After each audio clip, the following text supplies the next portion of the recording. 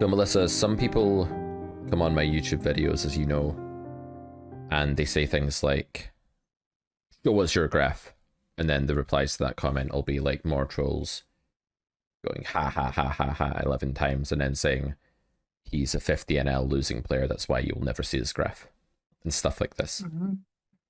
And I would say that like that's the thing I've had to grow the thickest skin around for the last few years, because I took my graph off my website because I deemed it was too old a couple of years ago. I didn't want to have like an old graph on my website since I hadn't been playing very much volume, and I've played probably less than 50k volume in the last few years, which is nothing for an online player, right? It's like hardly anything, like across different sites and stuff. But that's going to change. And what we're going to talk about today is my return to doing a bit of grinding. I used to think it wasn't worth it. I used to just look at these comments and say, well, screw these people. They're just bitter trolls that are resentful and losing players anyway. I know that, you know, I back my ability. I don't need to grind a sample. I don't want to sit here and play online poker when I could be running my business, selling courses while asleep and playing golf, for example. But the other day, and this isn't what sparked this decision, I'd already decided I was going to get back into playing higher volume and generate a big sample. But last night, actually, I read a comment on a YouTube video that wasn't from a troll, that was doing 10 laughing faces and was like an overgrown playground bully living in his parents' basement. It wasn't from that guy. And so I took it seriously, because I don't respond to that guy and his clones, his iterations throughout the web. Yeah. But this person was saying, Pete, I really like your videos. I'm thinking about hiring you as a coach. I'm kind of concerned by some of the comments claiming that you're secretly a big losing player or something like that. And I was like, wow.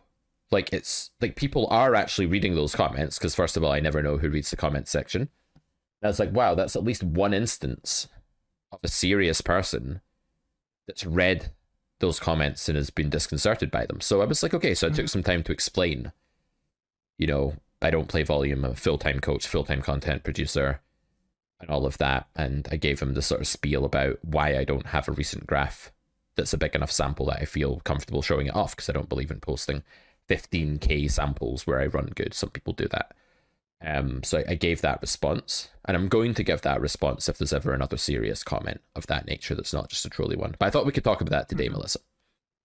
Yeah, well, I am excited to hear that you're getting back to grinding more and playing more volume, because I personally, when I first hired you as a coach and started working with you, you know, I was obviously aware that there was you weren't posting graphs and that you weren't a full-time player. Like, you made that very clear.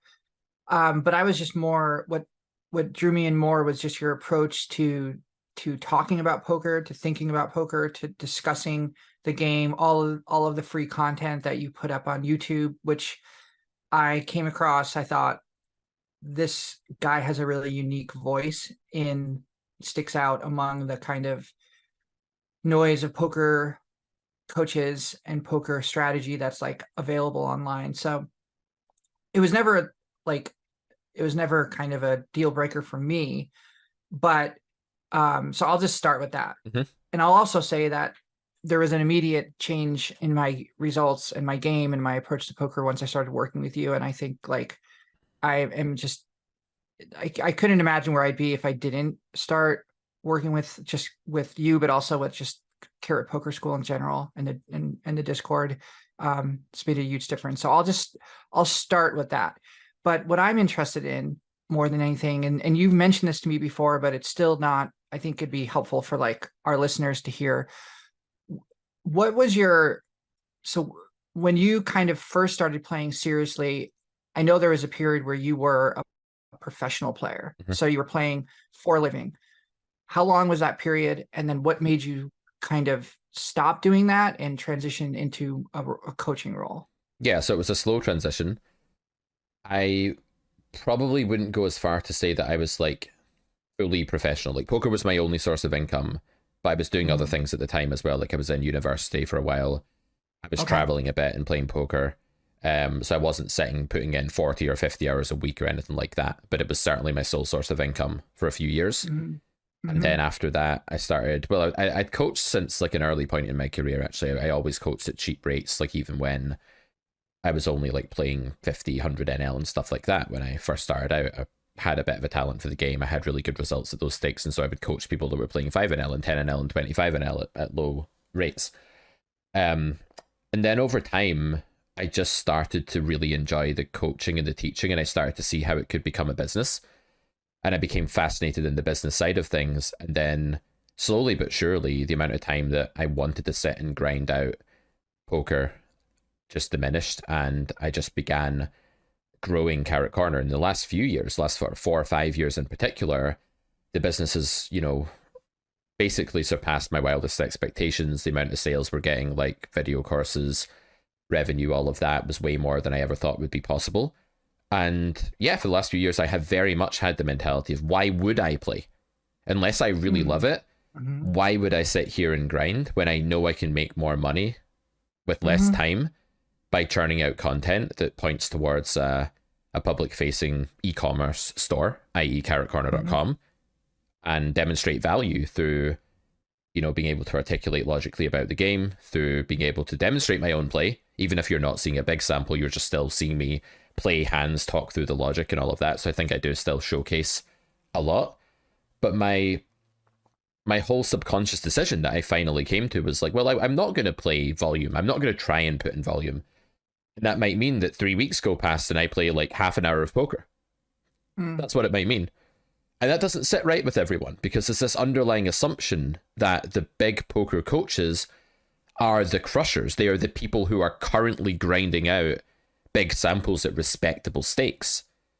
But that's not actually, that belief is not actually consistent with being a poker business person and trying to maximize the Hmm. EV of your Hmm. company. Now, that's that. So to answer your question, before I get totally carried away, it was a few years that I was solely reliant on poker income, and after that, it became more and more coaching until it was fully reliant on coaching, Hmm. until it was sort of make money while you sleep. That was the business model that we Hmm. came up with a couple of years ago. I still do a lot of one-to-one coaching. I probably do about 10, 12 hours a week on average, one-to-ones. But the vast majority of Carrot Corner now is a business model where we churn out YouTube content and Twitch content and podcast content, etc., as the shop window for the e-commerce store, which is Poker Courses, and that's going to move Hmm. into subscription service next year, and that's where we are today. Okay.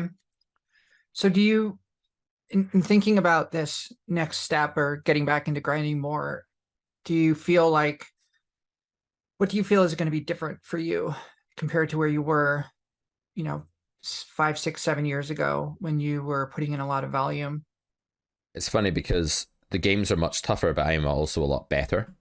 Yeah. And I've talked about this before in YouTube videos that I have gone through a kind of transition as a poker player where back in the day when I was playing, you know, 20, 30 hours a week, something like that, that's probably about as much as I ever played.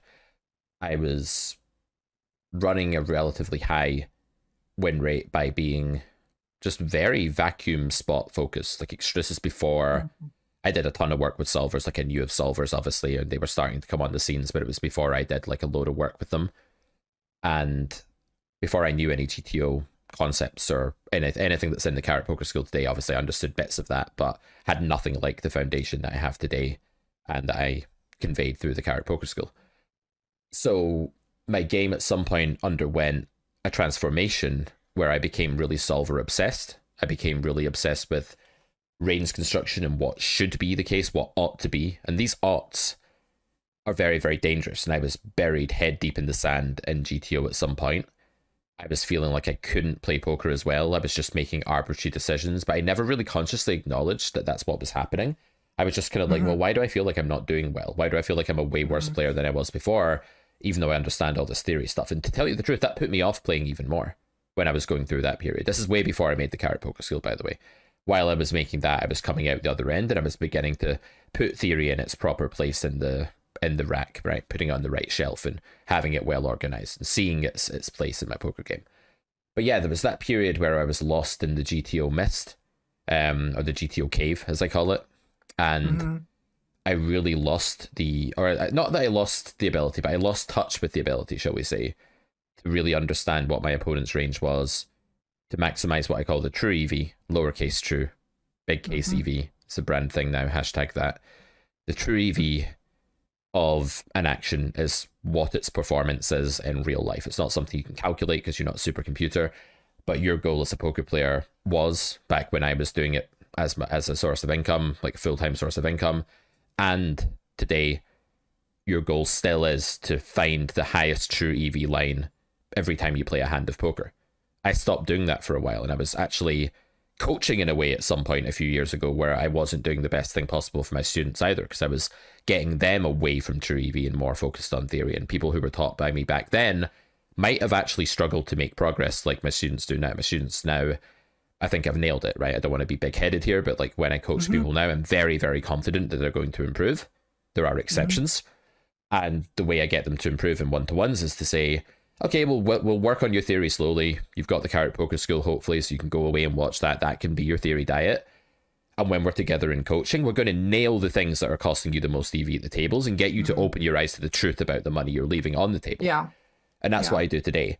But for a long time, I was playing like a kind of GTO, rubbish version of a GTO bot, like a terrible version of a GTO bot, let's say.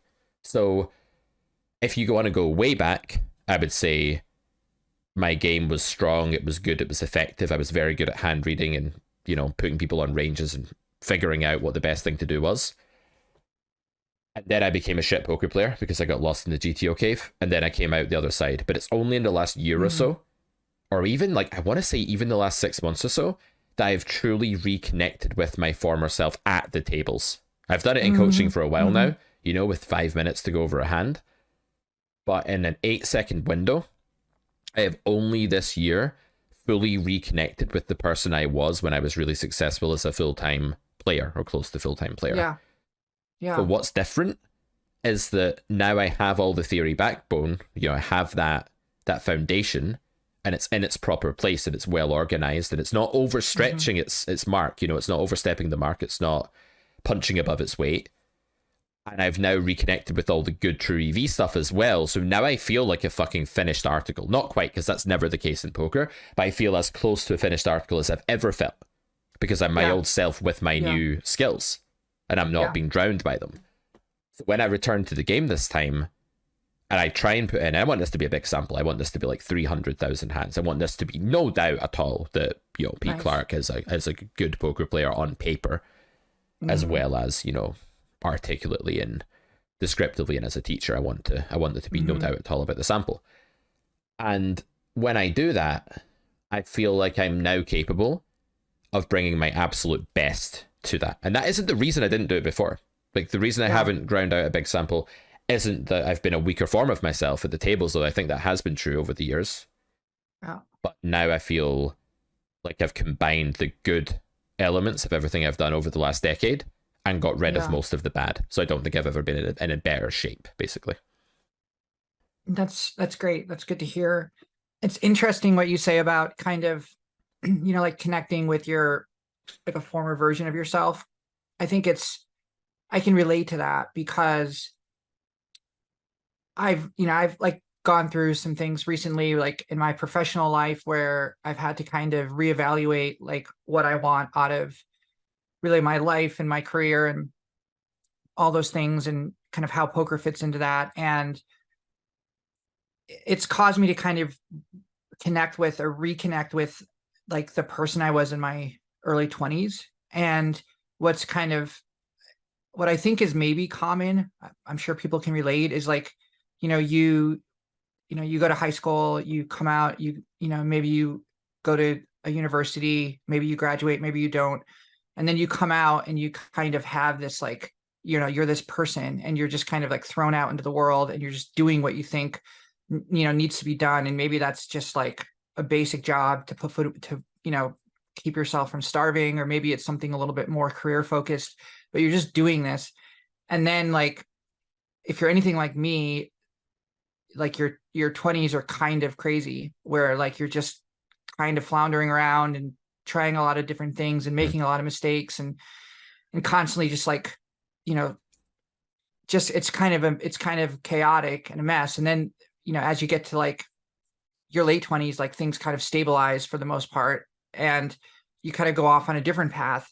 But the person that you were in your early 20s is still with you. And I think that that person gets smaller as you maybe get out of your 20s. And like for me, that person kind of got smaller. I went to a graduate level school and kind of went into a different course than I was, and my life kind of changed. And but now where I've kind of, for a number of different reasons, like at a point where I'm kind of reevaluating where I'm at professionally, I've thought about that person, that early 20s person that I was, where I was like, I was very creative. I was, kind of working as like a freelance writer. I had like goals to be a writer, and I was like very much on the fringe of what would be called like a normal, acceptable existence, I guess you could say. Mm-hmm. And I took a lot of risks, but it was a lot of fun. But that person's still with me and still inside me. And so like, I feel like a connection with that person now.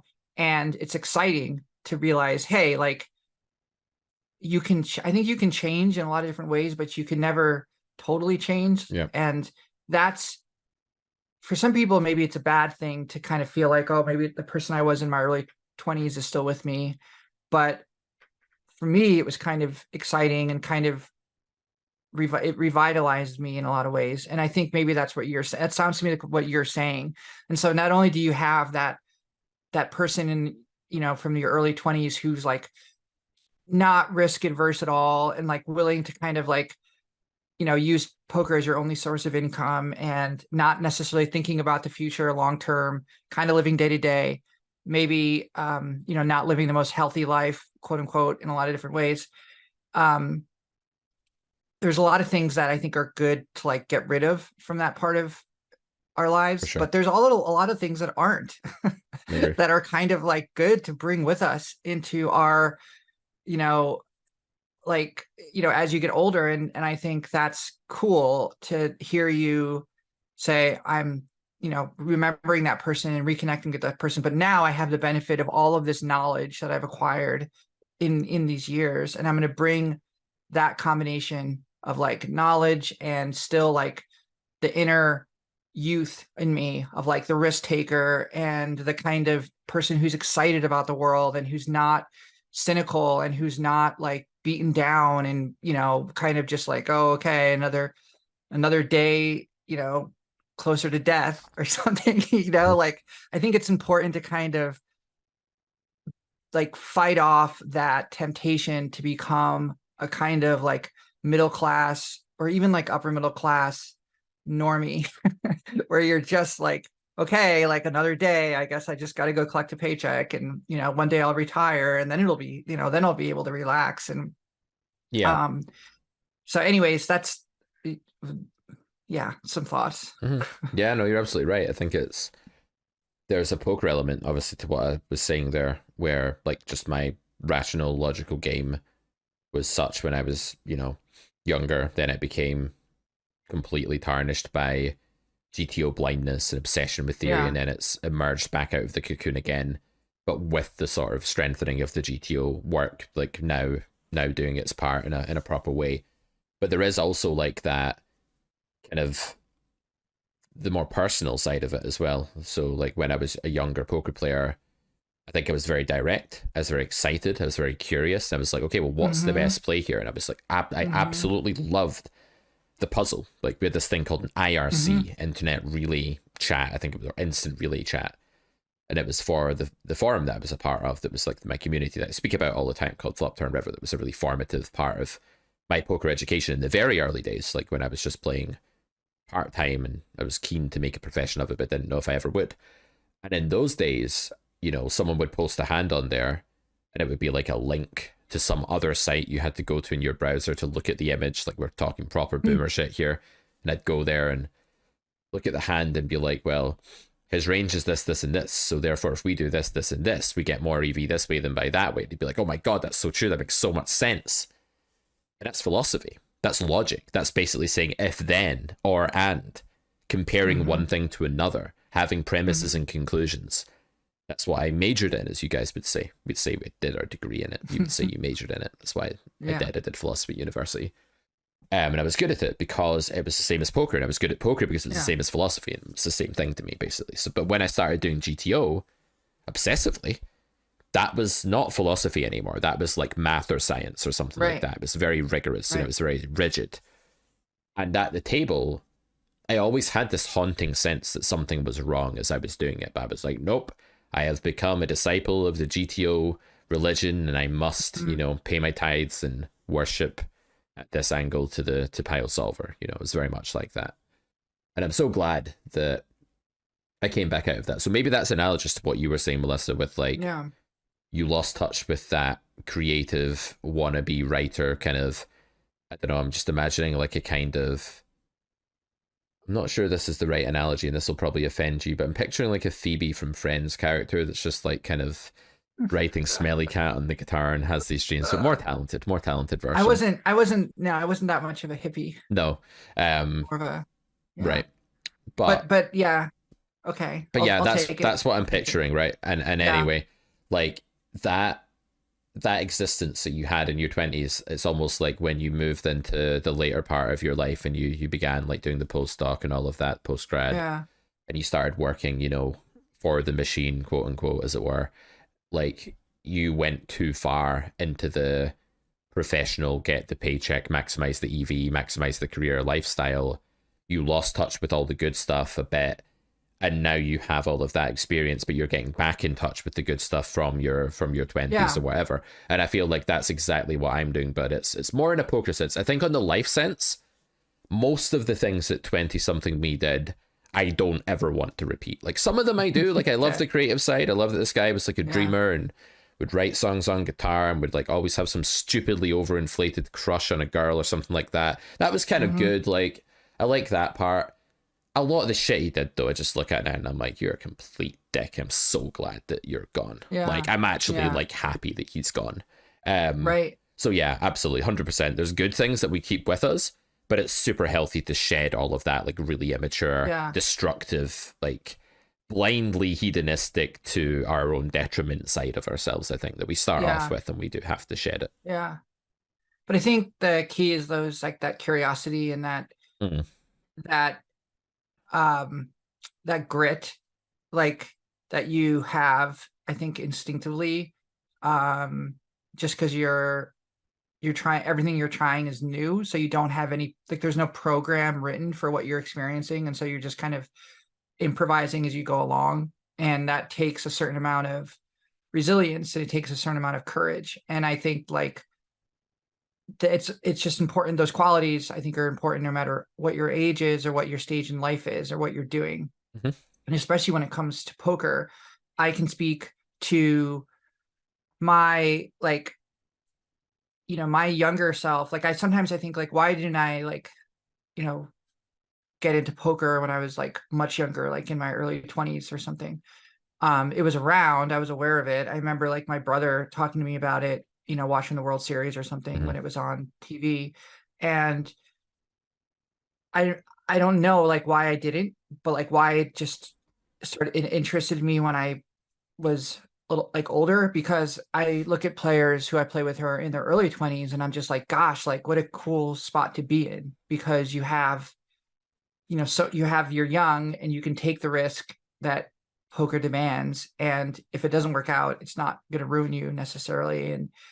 And like sometimes like listening to interviews with players on like professional players or online crushers on other poker podcasts, like I'll hear them say things like, yeah, at the time I was going to university, I was living at home with my parents, and I started grinding, and then I stopped going to class, but then I was still living with my parents and like I was grinding, and finally I went downstairs and I said, Mom and Dad, I want to be a professional poker player, and they were a little bit, it's like, gosh, that must be nice to like, not have to worry about rent when you're Hmm. like grinding, but my point is that um for whatever reason, like I got into poker when I got into it. Um, and I think had I gotten into it earlier, a lot of those hedonistic traits, like you mentioned, that are around when you're in your early 20s. Like, and for me, it was like an impulsiveness Mm-hmm. that I brought to poker, which was not thinking through spots, acting with, as we've talked about multiple times, like a lot of aggression. Um, I really, when I first started playing, I was really attracted. Like, what attracted me to the game first and foremost was the idea that I could bluff and win a pot. Like, that was like the coolest idea to me. It was like I can have nothing and win the pot. And so I bluffed a lot all the time. Um and so really it was like I needed to, when I matured as a player, I think a big part of that maturity was quieting the part of myself that was that younger, impulsive, scared to lose, competitive, intimidated kind of person, and like quieting her and then saying, now it's like I need to bring the adult into the room in order to play well. So for me, it was like I needed to bring the adult in to get rid of to get rid of all of my worst qualities.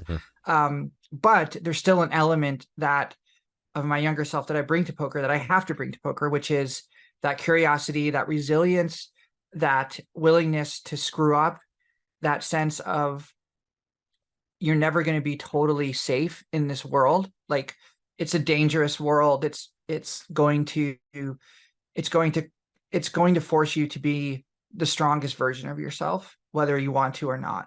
Like, that's what's crazy about poker, is that it forces you to be better, and you can resist that and be, and you can suffer.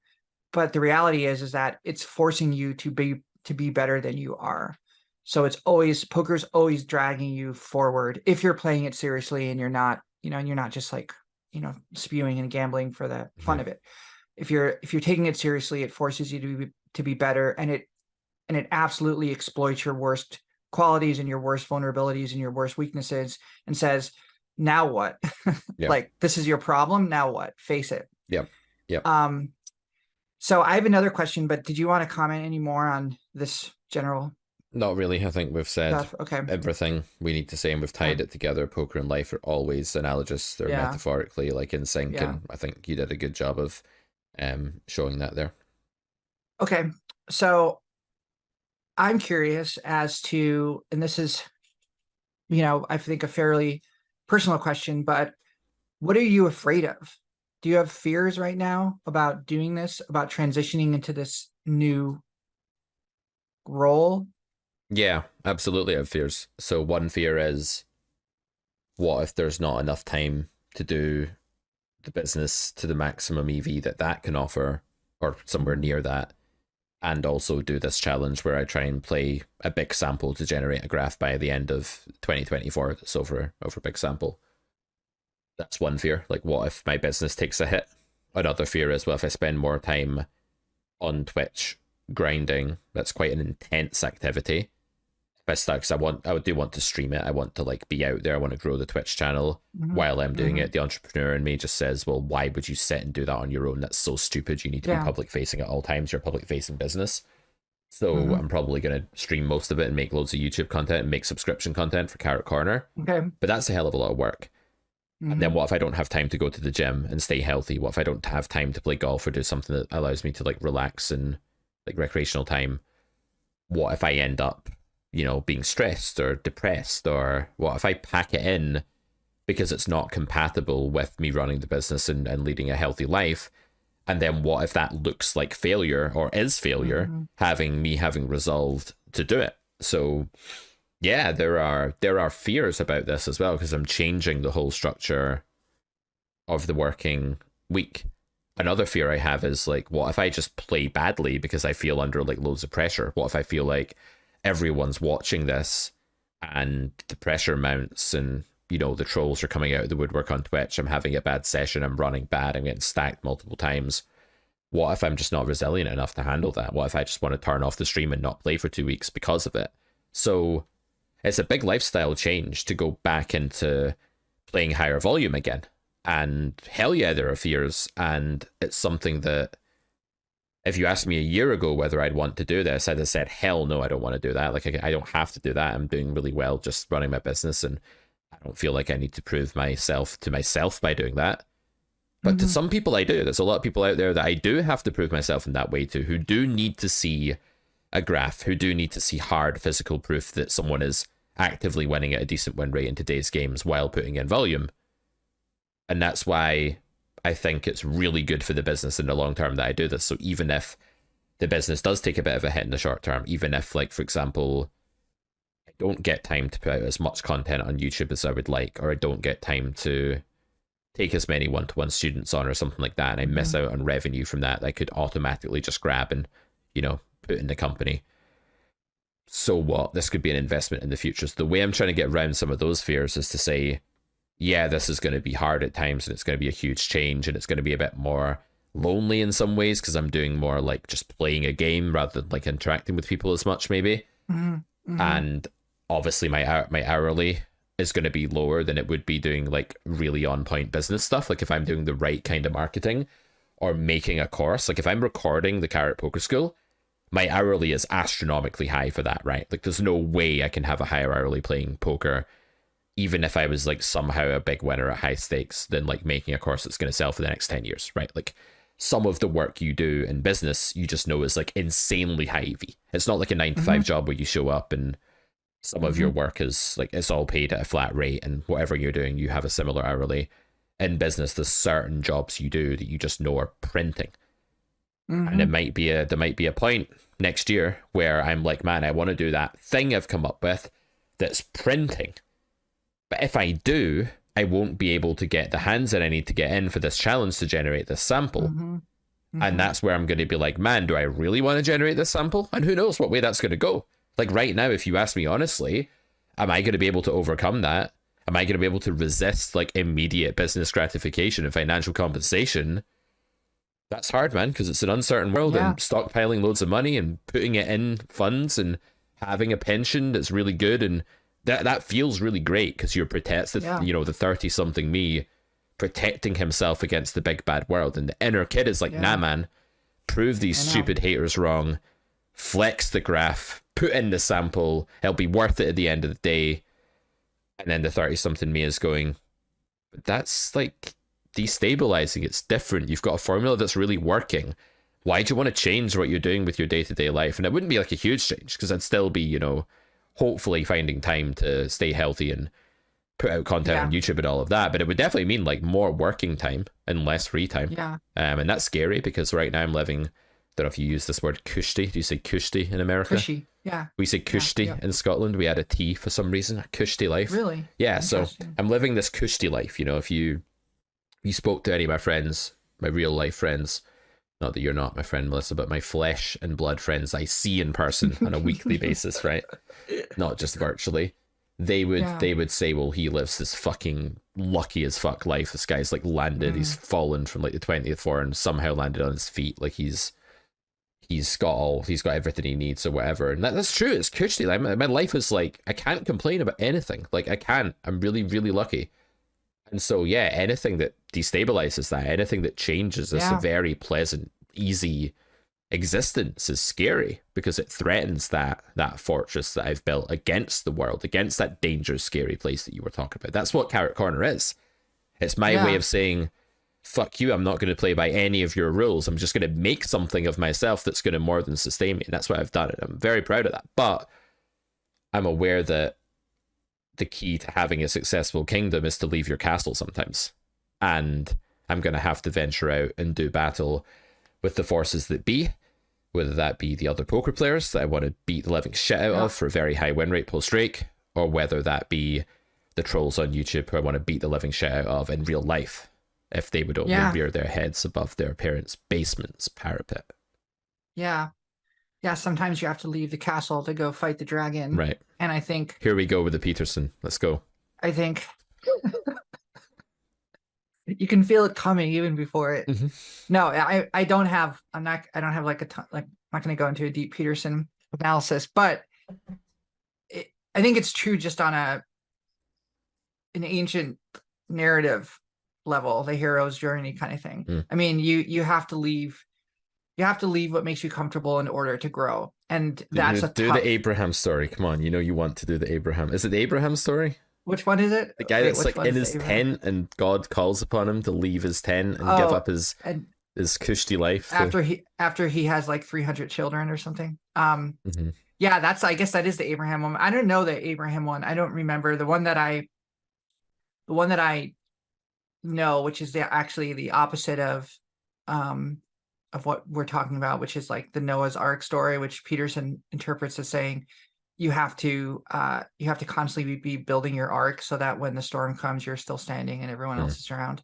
But anyways, I think just on a high level, um, as you get older, and I'm not saying you're old at all, I'm just saying that like you there's more to lose, Mhm. right? Like you just have more things, Yep. you have more assets, so there's like there's the risk becomes greater, and I think it's hard to kind of know when the risk is worth the reward at this point for you.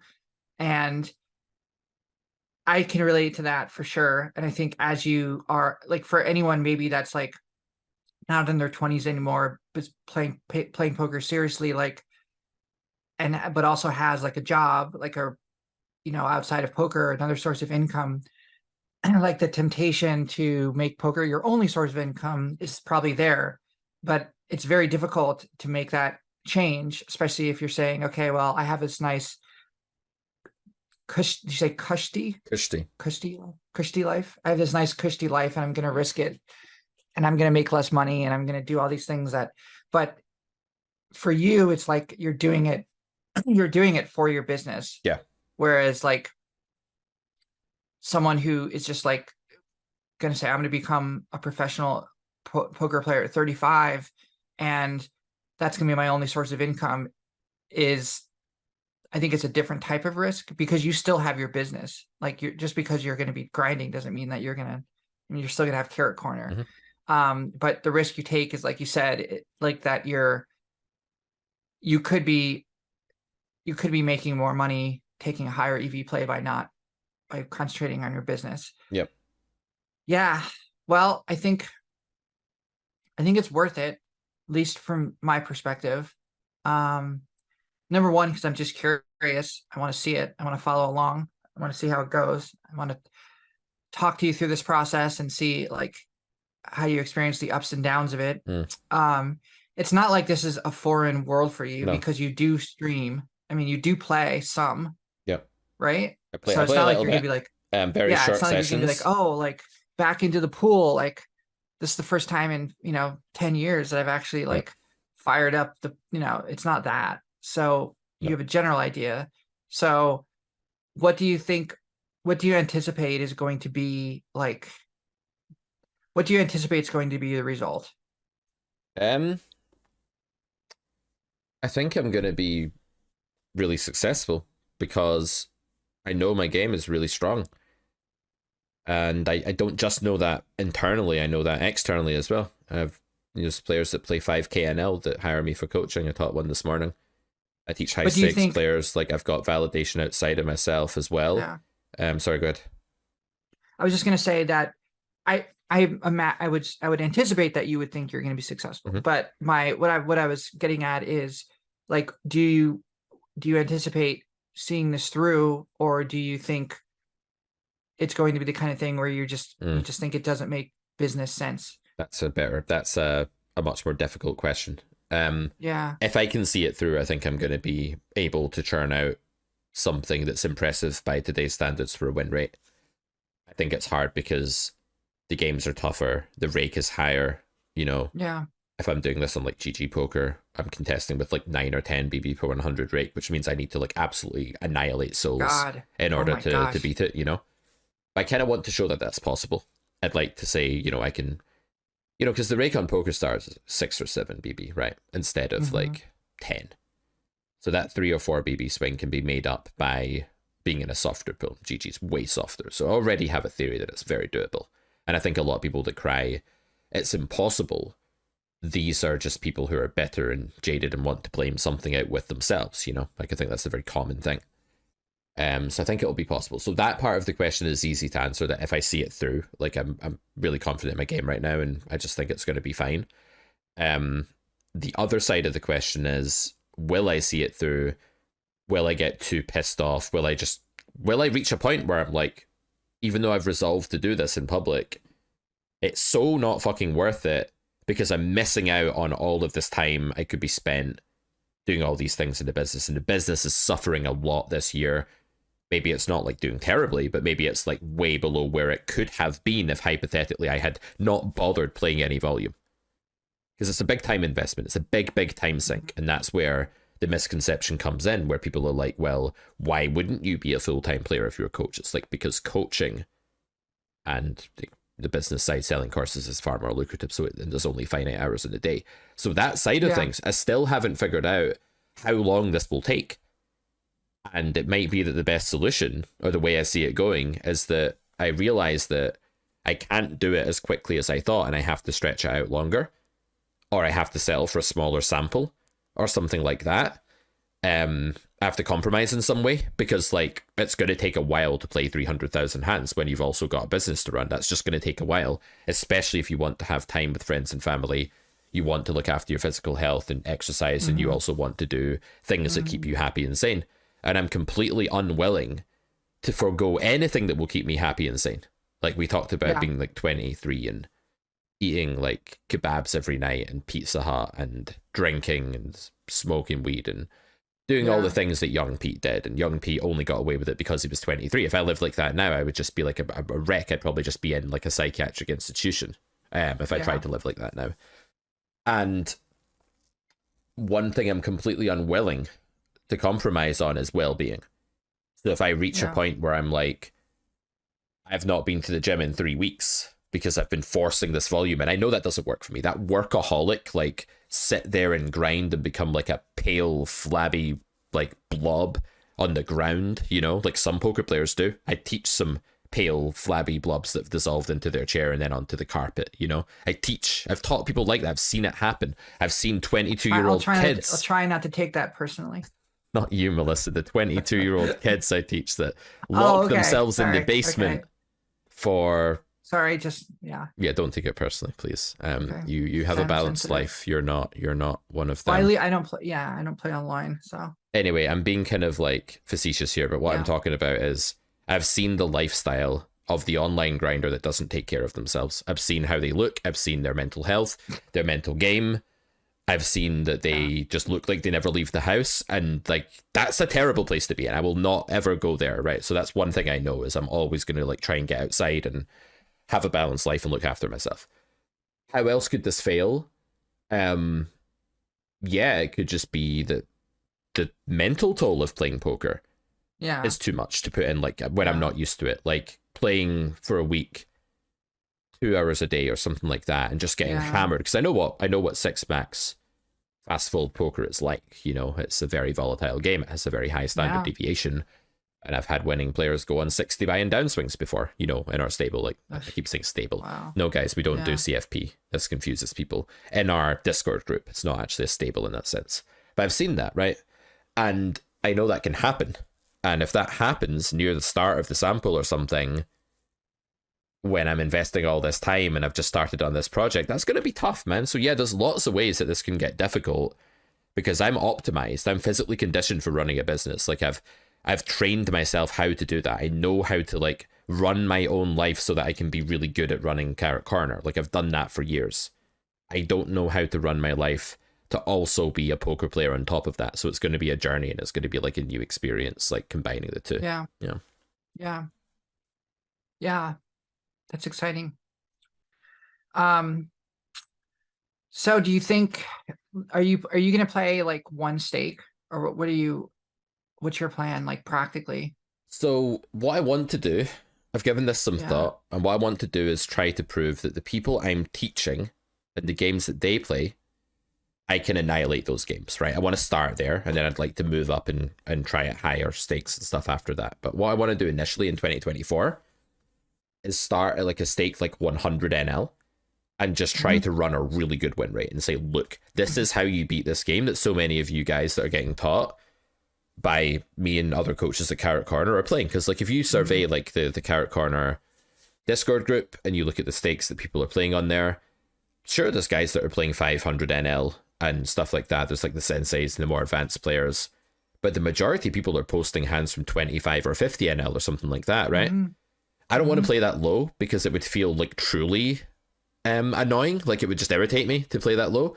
But I think playing like 100 is like a nice happy medium between a stake that means something, because you know you could make 10k playing 100 NL over that sample, and that's tax-free money in the UK, and pop it into the personal bank account or the cash ISA or whatever, and yeah, well, that's something that's not to be scoffed at.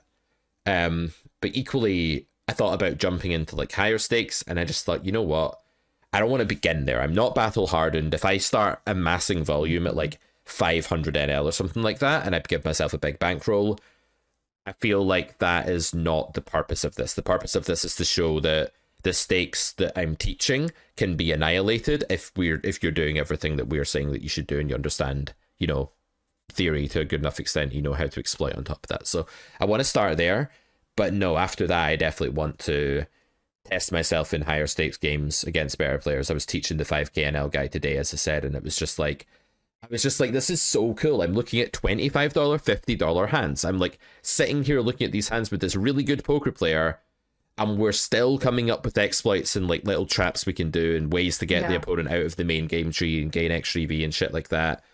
And it's so fun. So like, is there a part of me that's like, imagine you were a high stakes guy like that guy you're teaching, and that was like what you did? Yeah, there's still a part of me that wants to do that. So, but first, what's important is that we do something for Carrot Corner. That's what this is for, right? I'm like fully Carrot Corner oriented. Right. And the reason we're doing this is so that we can say, Pete played a big sample of the stakes that you're playing, and this is how he did. You can do this too. And that's what we want to do. Because I think it's absolutely ludicrous, this default assumption that some people in poker have. I think less people these days, but many people still have this extremely hierarchical computer game level assumption that the best coach for you is the guy playing the highest stakes regularly, right? When actually the best coach for you is the guy or girl that can get you beating the games you're trying to beat now and in the near future, and in even the longer term future, for as big a clip as possible. That's actually the best coach for you. So I totally refute like claims like, well, if you're playing, I saw this thing on 2+2, which is a cesspit. As far as I'm concerned, 2+2 is like a bunch of rats crawling over each other, like squeaking. Like in some places, some, not to say there aren't good discussions on there too, like there are, but some of the threads, man, like people are literally saying stuff like, if you play X stake, you can charge this much per hour. If you play Y stake, you can charge this much per hour.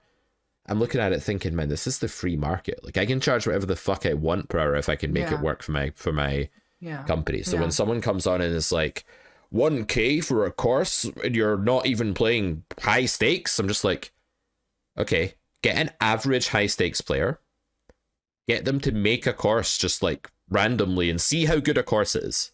It won't be very good on average. It won't be worth 1k. So I think we need to move away from this elitist hierarchy, the final end boss. We use terms like end boss all the time. You know, it's an end boss. He plays nosebleeds. You know, we have all of this jargon, and we completely blind ourselves to like how an educational platform should function in the free market, which is the platform that gets the best results at the level at which the people are trying to learn is the best platform. And if it does that in a really skilled way that's really effective, it can charge more than some guy that is an end boss that made a shit course, actually. Because that's how the free market works. And the free market is the judge of what's good poker content and what's not. So that's why I refute any claim like, you've got to play high stakes to charge X. I think that's insane. Yeah. Well, I mean, I think that's also a function of the free market, is people's opinion on what things help, whether things are appropriately priced. And like, you know, like there's lots of people out there all the time that say, so-and-so, this is too expensive. I don't buy that. It's overpriced. I don't do that. And like, they can make that decision, but other people will decide differently. And like you said, ultimately it's the market that decides. So I don't see any universe where everyone's going to be like, oh, that's the ideal price for that course. Yeah, that's like not a for thing. what he plays. If that was a thing, we don't live in a free market economy, right? We live in some kind of centralized government Right. interference scheme where the government are actually just a bunch of people on 2+2, which is fucking terrifying, by the way. Yeah. Yeah. There's one of the like foundational books that I read when I was younger that kind of just like, not to use this term, but woke me up to like understanding economics and like just being like a free market thinker and like understanding like the beauty of the free market was like, it's called Basic Economics, and it's written by Thomas Sowell, who's an economist. He's retired now and old, but he's his YouTube clips are absolute fire. I recommend searching them because he's so good. He's so smart. But um, he talks about how in the Soviet Union and also in other communist countries, like the idea of like, in a communist system, when you don't have a free market, you have to have someone that's pricing things. It's like, and they're pricing things with zero information. So they're saying, okay, I think like a gallon of milk is worth this. It's like, well, why? And that's going to be way too much in some areas. It's going to be underpriced in other areas. So it's going to lead to shortages in some areas, and it's going to lead to too much abundance in other areas. So you're going to have someone redirecting it to where it needs to be. And it's like the free market just does that on its own. It just completely redirects scarce resources where they need to be. And it does that completely on its own. Yep. And so it's like we have this built-in way of getting products to their highest and best use without anyone coming in and being like, okay, how do I figure this out? So when you talk about, how you're pricing poker content and poker courses, it's like those courses will get to where they need to be. And if they need to be in the hands of players who are willing to pay, $1K for a course because they like you as a coach and they think that you have a really, that's going to make their game better, then they can make that decision. And if there's not enough of those people, then, you'll lower your price. Yep. It's just like, so, and it's odd to me too, because like a lot of poker players will criticize, like you or other coaches, or say, this is not worth the money and da da da da. And like they're constantly trying to police the kind of poker economy. Yet, they have zero problem with like sitting down at a table, like a live table or something, with someone who is like an absolute whale and who's quote unquote spending too much money for what they're getting, risking too much for what they're getting. But because the money's coming to them, like no one's policing that. That's no one's so being funny. like, That's we so should true. have less whales at the table. It's like the exact opposite. It's an internal policing, which tells me that it's not based completely on the purest of intentions. I'll put it that way. Yeah.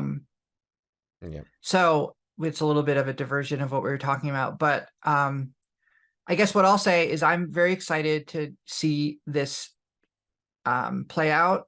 And you're going to be streaming you think you're going to be streaming like 90% of your sessions, 80%, 50%? I'll be recording every session I play. So like Every I'll either be session, streaming or I'll be making YouTube content out of it, or Carrot Corner subscriber content out of it. Okay.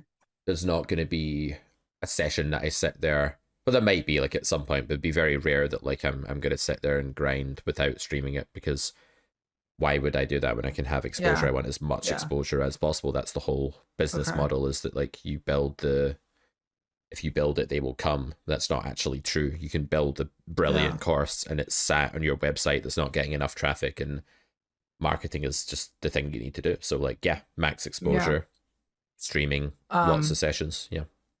Nice.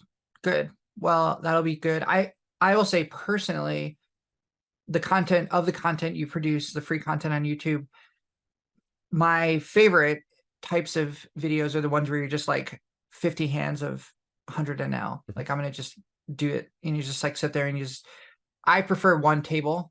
Right. Sometimes you like just as a viewing experience, as like a consumer. So I think it'll be, and I know it seems to me like those videos get a lot of views. So it seems to me like you probably have like, a fairly consistent big audience. I know there's a lot of people who are interested in this, and we'll also be, supporting you and everything else. I think that's important too. And also I think it'll be interesting for us to kind of talk about this journey as we're along on it. So like I'm prior to this, like I've always been the player in this on this podcast. And so like, I'm the one that's like, talking about the ups and downs of like, oh, I'm running really bad, or yeah, things are good, or talking about specific hands. So it'll be interesting to have you have that experience as well. Yep. Maybe I can talk you off the ledge when you're running really bad. Be careful what you What's sign up for, Melissa. Yeah, you're right. You're right. Well, I'm not signing up.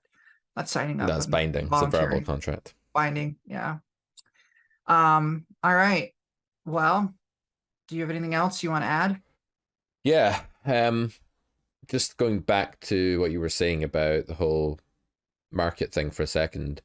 Yeah. I just thought that was awesome. Like how absurd that is, because I've actually had comments where people are like, I'm posting to protect people from this scammer.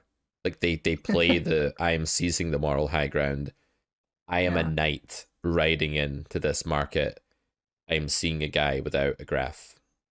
And I'm going, don't worry, poor blind little poker plebs. I, the white knight of YouTube comment section, am striding in to rescue you from this deceptive tyrant, this Medusa, who you see in front of you, who appears as some kind of poker sage, but is actually just a stupid snake.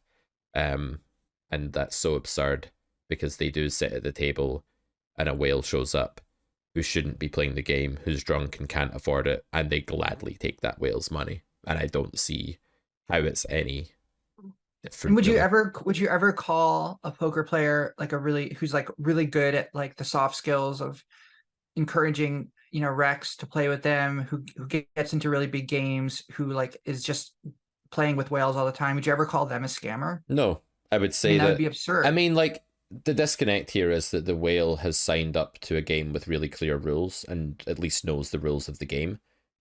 And then I guess the counterclaim is like if there was such a thing as a poker scammer, and I don't actually know of any. Like you hear this term sometimes, like Charlie Carroll did a stream a year ago where the title was exposing. Was it a year ago? Maybe not quite, but the title was exposing poker scammers. Yeah. And to be fair to Charlie, like after that, like I was on that stream because he was investigating Carrot Corner. To be fair to him, he sort of apologized for making that the title subsequently, and it's all good. I was like, it's fine, no big deal. But there is this term poker scammer. I think like Doug Polk may have used it a few times as well. Like a lot of people seem to talk about it. I don't know if that's the case in like other industries, like whether you just like, I don't know why there's so much paranoia in poker about that. Because like at the poker table, I would never call somebody a scammer because they were game selecting and sitting with a fish or something like that. I think that is like in some sense part of the game. So I don't know. It's a really weird one. This whole like if you don't have a graph, you might be a scammer thing. It's just like very, very paranoid. And I think it's a small minority of people making like a lot of noise on that front. Because if you show me like other coaches, you said like, Pete, what do you think about Solve for Why? What do you think about Jonathan Little? What do you think about other poker coaches and businesses? I might be able to rank them. I might be able to say, well, I prefer this one to this one for this reason. I think these guys are really good. I don't think these guys are so good. But I don't think any of them are scammers. Like if there are some that aren't that good, they just won't do as well, right? There's plenty of poker coaches out there. They don't have many students because they're not that good, and they don't have the word of mouth doesn't carry, and they don't build a following, and they don't get anywhere. So the market like sorts that out. So yeah, I've just never seen like an industry like this before, and I don't know. I've not been in other industries, so I don't know. But it just feels really paranoid in this industry. My theory is that I think it comes from the same reason why,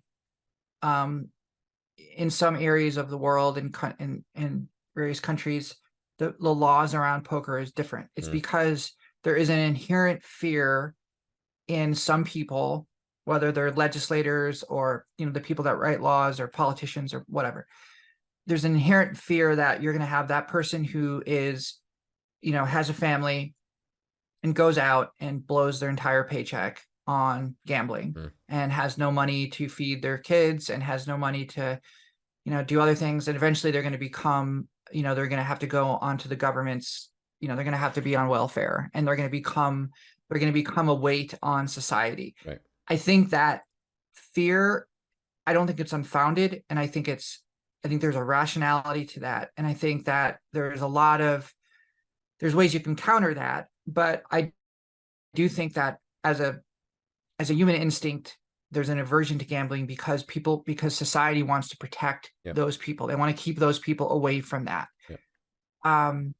So I think that bleeds into a kind of a kind of instinct that some people have where where they feel like a scammer is someone who is going to take someone's money or is going to teach them the wrong things or be a bad coach. And then that person's then going to take that bad poker advice and implement it at the table and lose all their money.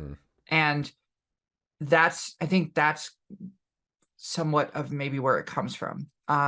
This idea of like, we need to protect vulnerable members of our society from the risks of gambling. And that's the only way I can make sense of it, to be honest with you. It could also just be a fad. It could just be like one of these things that like gained popularity, and then because like a few years ago, like 5-10 years ago, like I never heard anything about this like poker scammer thing. Like I never heard of that. The scammers in poker, as far as I'm concerned, are almost never coaches. They're the shady fucking people that borrow large amounts of money and never pay it back, or worm their way out of bets, or like have no integrity.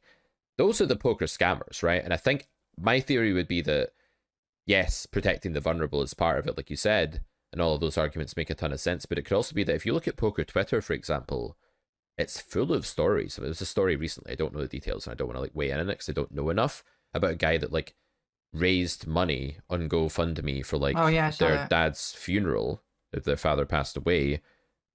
And then it turned out that, okay, this, I don't know what the reality is here, but I think Doug Polk had said something like, this guy's a scammer because he's done this fundraising but actually has the money and could have paid for it himself, or something to that effect. And poker Twitter's kind of weird because it's quite quiet for a while, and it's just people posting fucking plastic bags with chips. And I'm so sick of this, man. So sick of scrolling down Twitter. I don't care that you bagged 142k. I don't give a shit. Like, there's still 58 people left in the tournament. You're probably going to come 32nd. No one's going to care.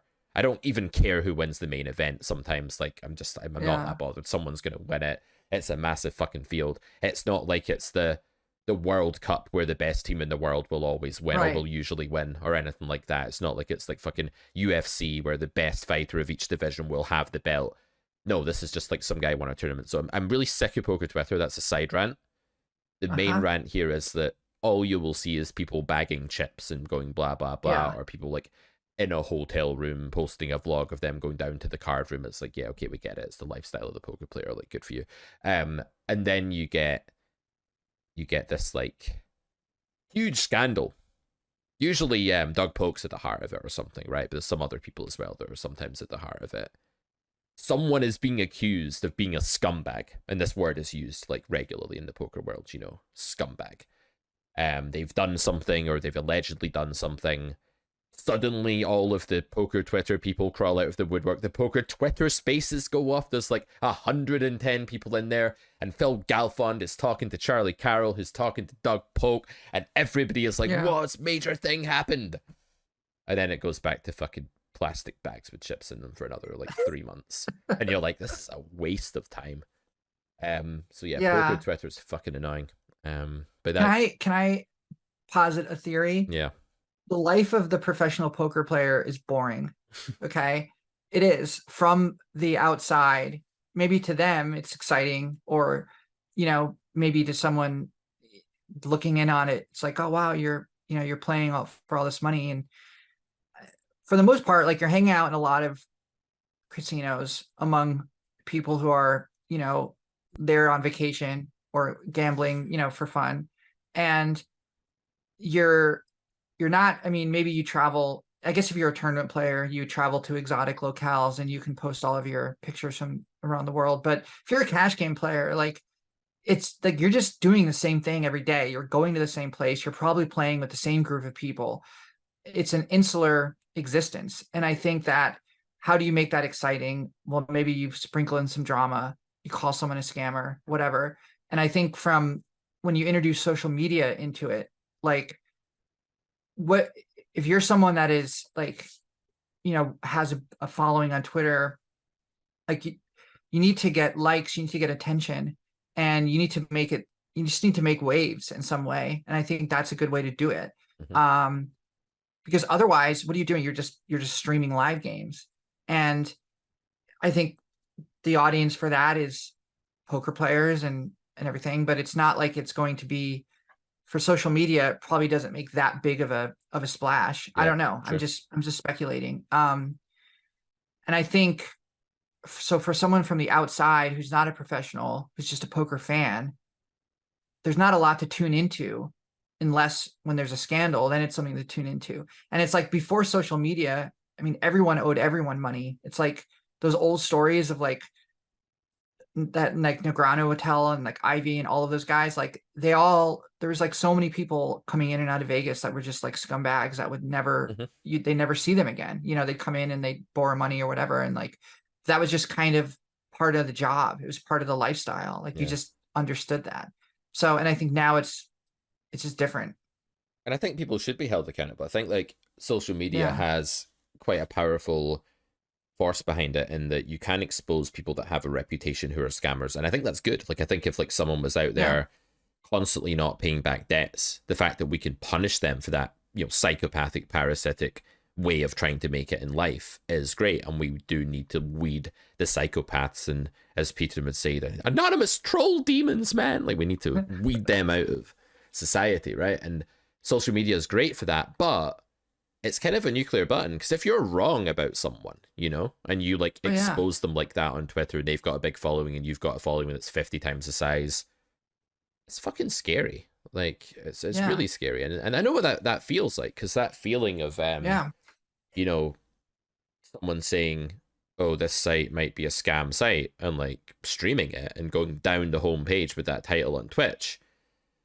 Like that's not a nice feeling at all. That's like shit. Like lots of people now in the chat are going, "Oh yeah, definite scammer." Because like when you have a following, it's very easy to convince your followers of something. If you imply something and you have a community that really respects you and follows you, it's pretty easy to get them to get on board with whatever you're insinuating.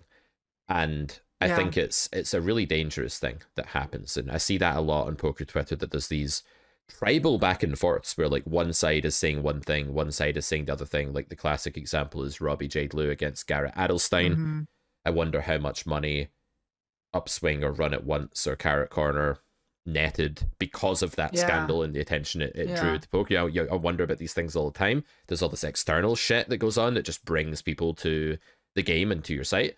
But yeah, like if it wasn't for things like that, I think you're right. Like nothing much would really happen.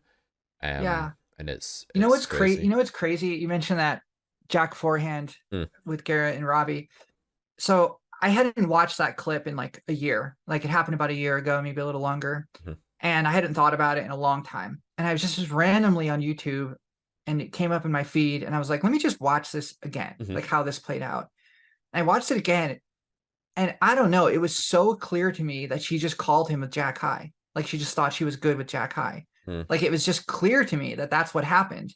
And so much of it in the moment was Garrett's reaction to it, his, the look on his face, how he kind of just like he doesn't move Yep. after that hand happens. Like he literally is just still Hmm. with this shocked look on his face, like something is terribly wrong. And I feel like that, my reaction to it, I didn't see it live, but I tuned in right after it happened when everything was chaotic at the table. And I think that kind of colored, like his reaction kind of colored everything and really contributed to this sense of was it cheating. But I think like in the cold light of day, like having some time to be away from it, like I look at it and I'm like, she just literally was like, I think he has some kind of middling, like he's like maybe got like some straight draw that didn't hit, and I think he's probably got like 7 or 8 high, and I have a jack high, and I'm calling him here. I think that was her thought process, and I don't know. I'm sure there's people that can still see it differently, but it was just interesting to me because I was like, this just seems really clear, very obvious now. Yeah, I don't remember enough of the details of the case now. I Yeah, remember toing and froing a lot of the time between innocent and guilty verdicts, and I yeah. still don't know. I think it's one of these things that the It's so community will never know. fascinating. Yeah. It's so fascinating. Yeah, it's so fascinating. But yeah, Um, let's tie this up. So okay. overall, then I would summarize things by saying this conversation has definitely made me more nervous about this Oh pursuit. no. Not in a bad way, Sorry. but like Okay. just talking about it, I've realized how much of a lifestyle change it's going to be in some ways. Like, it Oh, is going to okay. change quite a Okay. lot, you know? Yeah. And it's making me think, man, I need to plan this out right. I need to do this well. If Yeah. I can't just like show up and imagine that there are hours in the day that that don't exist, you Yeah. know? So that's definitely like one of the main things that this is raised. I also want to make another point is that when I make YouTube content, Melissa, right? When I like make content on my website or when I'm teaching someone one to one, I can't talk about any of this, right? So I don't actually respond to the trolls anywhere because I tend to ignore them in the comment section because I don't like to stoke the flames of any one individual troll or hater or whatever. I do respond to some comments on YouTube, but I don't have time to respond to all of them. So there's not really a space where I can like rant about some of the things, some of the adversities I have like in this business and some of like the backlash that I face from people, right? As you do when you're well known in any industry, there's people that will like dislike you or whatever. And it's not a lot of that, but I never have an outlet for it. So I wonder if on this podcast sometimes I come across as like really pissed off and angry and bitter, but it's more just that this is my outlet. Like you've said this before, that the Mm-hmm. podcast is your lighthouse in the storm. It's where you talk about Mm-hmm. your inner thoughts and what's been going on. And it's the same for me. So this is like my safe space, even though it's in front of all these people, like they're watching. There's not loads of people. We're not huge, but there's an audience on Spotify or whatever watching this. But I still feel like this is a safe space to me to like rant and vent and express my frustrations and fears and all of that. And I want to be totally open and honest on here because I think it makes for a good podcast. And Yeah. that's why at times I might come across as defensive or pissed off or whatever. It's because that's the time I have to retort to these things. Yeah. Like, you know, it's Sure. the only time I really engage with them. The rest of the time I just ignore them, right? I don't engage with them. So yeah. Yeah. No, that makes total sense. I think, yeah, I think this only podcast in general, I'm not interested in listening to a podcast unless it's real. And if it has to reflect, especially if it's a poker podcast, it has to feel real. It can't be fake. I've said this many times, like I'm not a social media person. I don't use social media a lot. I mean, I'm on Twitter, but I don't tweet really at all. I Mhm. don't, I just don't, I'm just not, that's just not who I am. But I am really interested in podcasts. I think it's kind of an uncharted territory. And I think there's a lot that we still haven't done with it. And, a podcast that I listen to religiously is Sessions, which is DGAF's podcast. And Mhm. I like that podcast because not necessarily for the poker content, but because he's just real and he just talks about his life in a way that is very unique. And he literally just documents minute by minute what goes on, what he had to eat, like all of these kinds of mundane aspects of life Yeah. and how that interacts with poker. And I just think that's so unique. I think it's an art form, and Yeah. it reminds me of a novel. And I think he's a writer at heart, and I think he has a novelist's soul. And so I think that's really interesting. So when you talk about, how you come across on this podcast, or maybe how I come across, I look at it Mhm. like I wouldn't be doing this if I didn't feel it was a kind of, not necessarily like an artistic endeavor, but an endeavor that satisfies or that gives an outlet to something pure and real, Truth. not Yeah. not just, yeah, truth, not just a kind of, you know uh, business or corporate or some kind of thing where it's like we're going to just be on here like trying to sell a poker course Right. or whatever. Like I would never do it if that was the case. Not that I don't love your content and your poker course, but that's not, I just, there's other ways that I would want to spend my time. So, No. And it would so be yeah, I really totally like get it. inauthentic if I was to sit here and be like, Yeah, guys, go check out the Carrot Poker School. It's a theoretical course on carrotcorner.com. And we have right. 4 grades. You know, we have grade E that came out recently that's a mass data grade that shows you exactly how people are playing. It's really powerful. Yeah. You know, if I was to do that, that'd be really, Yeah. Don't really do that. shady Yeah. and scummy. You know, that would make me a poker scammer. So I'd stay away There from you that go. at all costs, guys. Yeah. All right.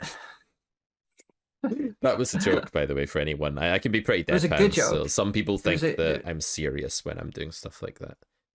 I did manage to sneak in a plug though, so who's winning? Who's winning really? yeah. All right. Well, let's go. Let's Let's end on let's that see happy let's see note. how Yep. this works. Yeah, let's see how it works. Yep. Look forward to I look forward to hearing how it goes, and I'll be tuning in. And thanks for everyone for listening. And we'll see you next time Yep. on Poker Distilled. All right, guys. Don't forget to rate us on Spotify, leave us a review on Apple Podcasts, like and comment on YouTube, and we'll be back next week. Take it easy.